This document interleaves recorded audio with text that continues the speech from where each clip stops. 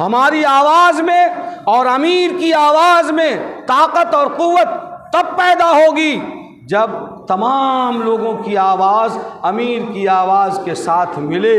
پھر امیر جب کوئی آواز قوم و ملت کے مفاد میں اٹھائیں گے تو وہ ایک آدمی کی آواز نہیں سمجھی جائے گی بلکہ پوری قوم کی قوت اور بہار، اڑیسہ، جھارکھنڈ اور بنگال کے مسلمانوں کی آواز سمجھی جائے گی۔ اور حکومت ہو یا کوئی سلطنت ہو، مملکت ہو، کوئی حاکم ہو، کوئی حکمراں ہو، وہ یہ سمجھنے پر مجبور ہو جائے گا کہ یہ آواز تنہا امیر شریعت کی آواز نہیں ہے، یہ آواز پٹنہ کے مسلمانوں کی بھی ہے، یہی آواز بیگوسرائے کے مسلمانوں کی بھی ہے، یہی آواز دربھنگا اور کشن گنج کے مسلمانوں کی بھی ہے، اور یہی آواز بہار، اڑیسہ، جھارکھنڈ کے ایک ایک ضلع اور ایک ایک آبادی کے مسلمانوں کی ہے۔ یہ بات تب پیدا ہوگی جب امیر کی آواز کے ساتھ ہم سب آواز دینے کو تیار رہیں، امیر کے قدم سے ہم سب اپنا قدم ملائیں، امیر کے کاندھے سے اپنا کاندھا جوڑیں تو وہ کمزور کاندھا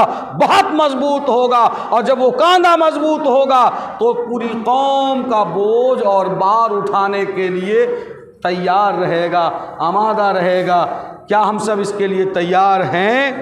پہلا جو پیغام تھا وہ میں نے کہا تھا روحانیت کے تعلق سے، اور یہ جو میں نے چند جملوں میں آپ کو پیغام دیا ہے اس کا تعلق امارت کے تعلق سے ہے جو خالص شرعی نظام ہے۔ اور شکر ہے اللہ کا کہ ہمارے درمیان ایسے امیر ہیں جو شریعت اور روحانیت درکف جامع شریعت، درکف سندان عشق کا بہترین